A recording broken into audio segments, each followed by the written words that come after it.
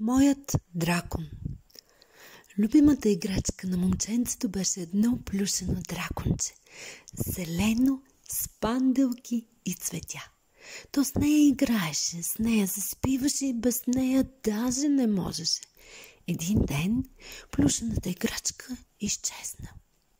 Възрастните, не защото са лоши, а само разумни, преценили, че вече е време детето наистина да порасне. Изхвърлили плюшената играчка, за да отстъпи тя място за нова, по-интересна, страхотна играчка за големи деца. Но детето си искало своето зелено, плюшено драконче. Нищо не можело да го склони. Своята нова, скъпа играчка не забелязвало дори. Сякаш дракончето отнесло в далечни гори със себе си всичките детски мечти. Детската глъчка спряла в къщата да ехти, спряло и детето да мечтае да лети. Изчезнали детските мечти. Обмислило дълго детето, поради какво го е напуснала неговата любима играчка, заради кого и дали. Можела ли къщата по-тъжна да стане? Едва ли. И таткото, и сина едно взели, друго дали, и двамата остаряли. Нощ след нощ детето се будило жално. За баща му положението съвсем не било банално. Нали бил възрастен, мислил реално, трябвало да помисли, нищо не било фатално. Нижели се безсънните нощи, преминавали в протяжни дни. Мислил си таткото, с разум всеки проблем ще реши. И когато от сън за пореден ден нощта го лиши, на път окончателно да се изтощи, изпълниха се татковите разумни нощи с сънища цветни и мощни. Спря да бъде жалък, дари го съня му с безценен подарък, за отмора най-прекрасния залък. Докато в съня си се рее, бащата разбра как тъгата на малкия да разсее. Чува в съня си гласът да се лее, песен за далечна земя да се пее, че зеления дракон изоставил детето не е, но да търси своя дракон отишъл е. Разказа таткото на сина си съня. Гласът му затрептя, зазвъня, загледан в слънцето му описа картини, не за горещи и сухи пустини, а за зелени планини и градини.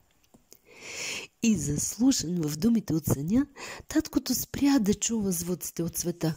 Толкова далечен бе взора му, че дори не видя как зародила се отново усмивка на детското личице.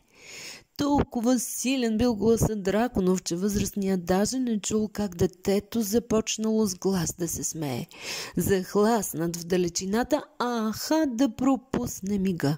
Детето сияело, очите му грели, протегнало своите детски ръце, раменете на татко да обгърне в израз на обич огромна.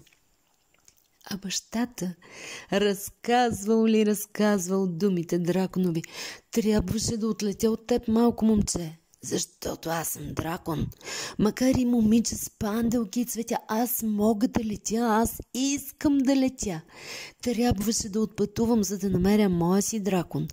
Моят дракон не е просто голям и зелен. Не бълва огън винаги, щом се оригва. Той има смело сърце, той има огромни криле. Отвори ли ги, засенчва много малки неща. Дървета огромни изглеждат като всички пътища, стават пътеки, планините пристъпа ги с крачка една, реките изпива ги, щом зажадне. Огън излиза му от дъха, за да запали наръч дърва на окъснели по пътя туристи, а нявга само за да им светне пътеката своя пак да намерят. Моят дракон не хапе. Да се доближиш до него обаче не остава без следа. Аз искам да го намеря. Неговото сърце е част от моето сърце. Неговият дъх допълва моя. Когато той спи, се слива с пейзажа. Мислят го хората, че е хълмче с трева. Разхождат се по гърба му, стъпват по тялото му, а неравностите мислят за хребети на някоя стара планина. Събудили се, обаче ужасяват се всички.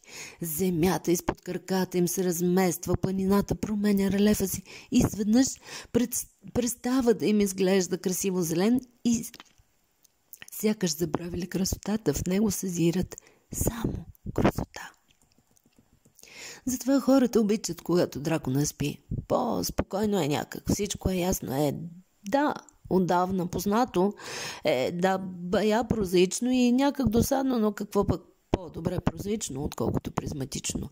По-добре познато, отколкото осъзнато.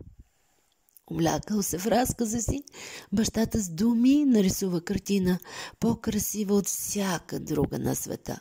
Пропътува неусетно цялата земя и стигна в безкрая на отдавна забравена широта.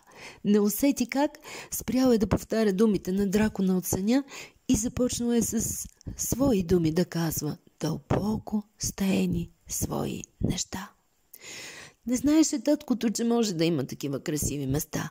Не знаеше или беше забравил, че толкова много може да се обходи без да се направи и крачка в света. Забрави да мисли, спря да бъде разумен, откри в себе си отдавна забравеното дете, позволи му да тича, да скача и да прави бели и откри необятни простори. И всичко се случи без нищо да стори. И беше прекрасно, и беше захласно. Сам не усети кога е спрял думите да подбира. И забрави, че на детето говори и сам на себе си заговори. И нищо, че думите възрастни бяха. Детето разбра ги, защото на татко очите пак засияха. Изправи се с нагата някак голяма и дъха му облечен в думи, огън разпали, изтопли детето и светна му в тъмнината. Прекрасна стана тамада. Протегна детето с ръчички да гушни раменете на татко големи. Събудил се беше зеления дракон и спря да изглежда като тревичка. С нагата размърда и се изправи, стана голям като скала. Поразна момчето и стана голямо, и татко му стана голям. Да бъдат възрастни, на други остави, на тези, които не сънуват и от тъмното се страхуват. Събуди се таткото, тъмното превърнато бе в светлина. Почувства се ведро, свеж, отпочинал, голям като скала. Поразна момчето, стана голямо, станаха двама големи и силни със смели сърца.